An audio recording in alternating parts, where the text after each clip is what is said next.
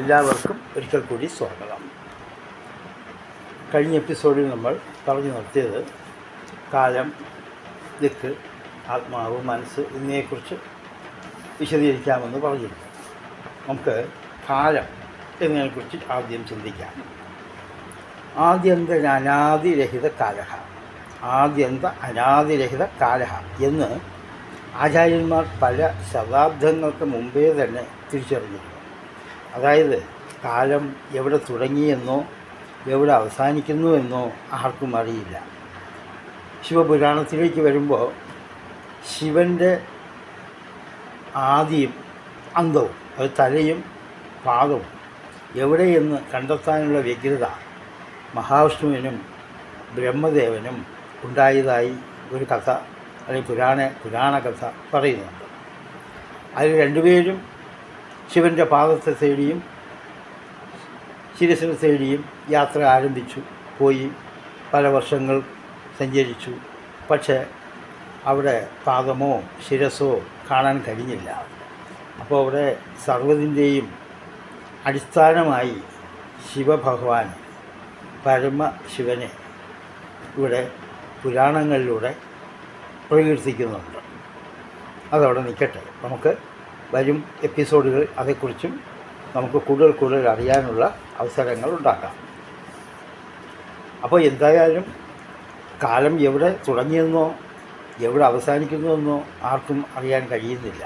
എന്നാലും കാലത്തിനും ഒരു അളവുകോൽ വേണമല്ലോ എന്ന് അടിസ്ഥാനത്തിൽ പൂർവികന്മാർ മനുഷ്യൻ്റെ ജീവിത അടിസ്ഥാനത്തിൽ ആദിമനുഷ്യൻ മുതൽ തന്നെ അവൻ പുരോഗതിയെ അല്ലെങ്കിൽ മാറ്റങ്ങളെ തേടി അലയുന്ന സ്വഭാവവിശേഷത്തോടു കൂടിയവനായിരുന്നു.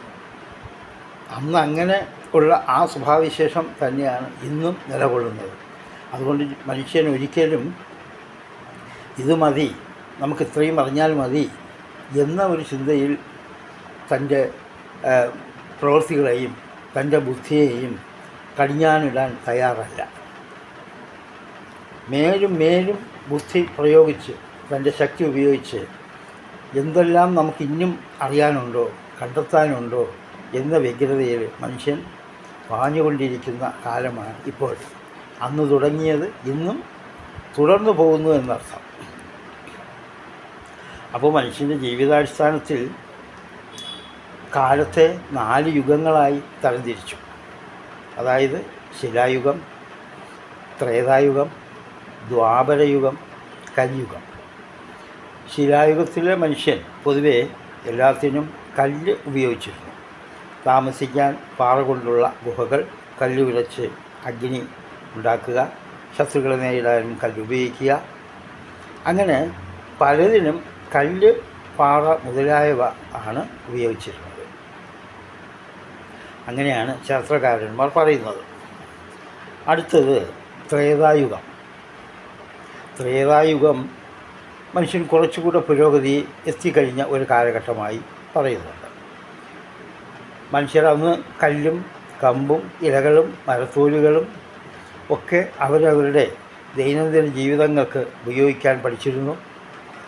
അഴകും സുരക്ഷിതവുമുള്ള താമസ സ്ഥലങ്ങൾ, അതായത് വീടുകൾ ചെയ്യുവാനുള്ള വ്യഗ്രത കാണിച്ചിരുന്നു. അതിലും ജയിച്ചിരുന്നു.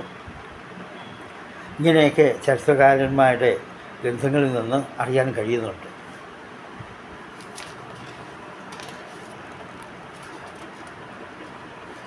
ഈ ഭാഗങ്ങളൊക്കെ ധാരാളം വിശദീകരിക്കാനുണ്ടെങ്കിലും ഈ ത്രേതായുഗം എന്നത് ഭഗവാൻ ശ്രീരാമൻ്റെ ജീവിതകാലവുമായി താരതമ്യപ്പെടുത്തി പറയുന്നുണ്ട്. അങ്ങനെ രാമായണത്തിൻ്റെ ഉത്ഭവവും രാമായണത്തിൽ ഉണ്ടാകുന്ന ആദ്യന്തം അതിൽ പറയുന്നതായ പല വിശേഷങ്ങളും ആ രാമകഥയിൽ കൂടെ നമുക്ക് ആ അന്നത്തെ സംസ്കാരം മനസ്സിലാക്കാൻ സാധിക്കും. എന്നാലും ധാരാളം പറയുന്നില്ല, സംഗ്രഹിച്ച് പറയുകയാണ്. അടുത്തത് ദ്വാപരയുഗം. ഈ യുഗത്തിൽ മനുഷ്യൻ തൻ്റെ പുരോഗതിയുടെ കാലത്തെ കാണിക്കുന്നു. അതായത് പുരോഗതിയിൽ ഏതാണ്ട് ഇന്നത്തെ പുരോഗതിയുടെ ഒരു 3/4 ഭാഗം, ഒരു 75% വിജയിച്ച് കഴിഞ്ഞിരുന്ന ഒരു കാലമായിരുന്നു ദ്വാപരയുഗം. അത് നല്ല നല്ല തരത്തിലുള്ള പട്ടണങ്ങൾ, ഗ്രാമങ്ങൾ, ജീവിതത്തിന് വേണ്ടി പലതരത്തിലുള്ള ചിട്ടകൾ, ഇതെല്ലാം മനുഷ്യൻ ആ കാലത്തിൽ ചെയ്തിരുന്നു എന്നുള്ളത് തെളിയിക്കുന്നുണ്ട്. അവരുടെ വസ്ത്രധാരണം, ആഭരണധാരണം തുടങ്ങിയവയൊക്കെ ഇതിന് ഉദാഹരണങ്ങളാണ്. അഴകായ വാസസ്ഥലങ്ങളായിരുന്നു. ആ കാലഘട്ടം എന്ന് പറയുന്നത് പുരാണങ്ങൾ പറയുന്നത് ഭഗവാൻ ശ്രീകൃഷ്ണൻ്റെ ജീവിതകാലമായിരുന്നു ദ്വാപരയുഗമെന്ന് പറയുന്നുണ്ട്. ശ്രീകൃഷ്ണൻ്റെ ജീവിത രീതിയിലുള്ള ആഡംബര വിഷയങ്ങൾ പുരാണങ്ങളിലും ചരിത്രങ്ങളിലൂടെയും ഒക്കെ നമുക്ക് അറിയാൻ കഴിഞ്ഞിട്ടുണ്ട്. അടുത്ത് കലിയുഗം, ഇപ്പോൾ നാം വസിക്കുന്ന ഈ വർത്തമാനകാലം, സർവ്വ പുരോഗതിയുടെയും കാലം. മനുഷ്യൻ തൻ്റെ ബുദ്ധിയും ശക്തിയും കൊണ്ട് ഏറ്റവും ഉത്തമ സ്ഥാനങ്ങളിൽ എത്തിയിരിക്കുന്നു. അങ്ങനെയുള്ള ഈ കാലമാണ് കലിയുഗം. അതോടൊപ്പം കലി എന്ന പദത്തിൻ്റെ അർത്ഥം സൂചിപ്പിക്കുന്ന കോപവും മനുഷ്യരുണ്ട്. അതായത് ആവശ്യങ്ങളും ആഗ്രഹങ്ങളും കൂടുതൽ എത്തിപ്പിടിക്കാനുള്ള മനുഷ്യൻ്റെ വ്യഗ്രതയിൽ, അവൻ്റെ സ്വസ്ഥതയിലും സമാധാനത്തിലും കുറവുകൾ നേടുമ്പോൾ അതിൽ കോപം ഉദ്വേഗിക്കുന്നു. അങ്ങനെയുള്ള കോപത്തിൻ്റെ ഉജ്ജനനവും ഈ കാലഘട്ടത്തിൽ കാണുന്നുണ്ട്. കലിയുഗം യുഗങ്ങളിൽ അവസാന കാലമാണെങ്കിലും ഇതിനൊക്കെ കാലങ്ങളുടെ സമയവും വർഷവും കാലങ്ങളെയും പറ്റിയൊക്കെ പ്രതിപാദിക്കുന്നുണ്ട്. അതും ഈ വരുന്ന എപ്പിസോഡുകളിൽ അതൊക്കെ കൂടുതൽ വിശദീകരിക്കുന്നുണ്ട്. ഓരോ യുഗത്തിനും എത്ര കാലമാണ് മനുഷ്യൻ ചിട്ടപ്പെടുത്തിയിരിക്കുന്നത്, ഈ കാലത്തിൻ്റെ ഗണന എങ്ങനെ ഉണ്ടായി, ഈ യുഗങ്ങൾക്കെല്ലാം ഓരോ കാലങ്ങളും പൂർവികന്മാർ പറയുന്നത് ഏതടിസ്ഥാനത്തിലാണ് എന്നൊക്കെ നമുക്ക് ഇന്നും ഇതിൽ പ്രതിപാദിക്കാനുണ്ട്. അതിൻ്റെ ചില വിഷയങ്ങളിലൂടെ നമുക്ക് തുടങ്ങി വയ്ക്കാം. അണ്ഡകടാഹമായിരിക്കുന്ന ബ്രഹ്മാണ്ഡമാണ് പ്രപഞ്ചം. പരബ്രഹ്മം,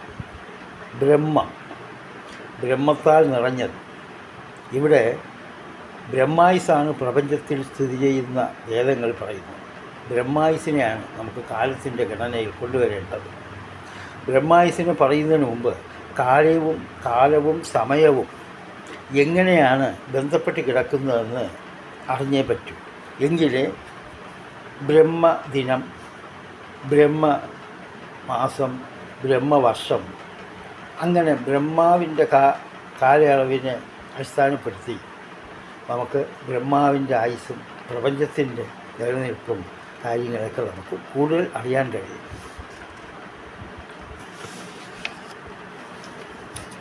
ഇത് അടുത്ത എപ്പിസോഡിൽ വിശദീകരിക്കുന്നതാണ്.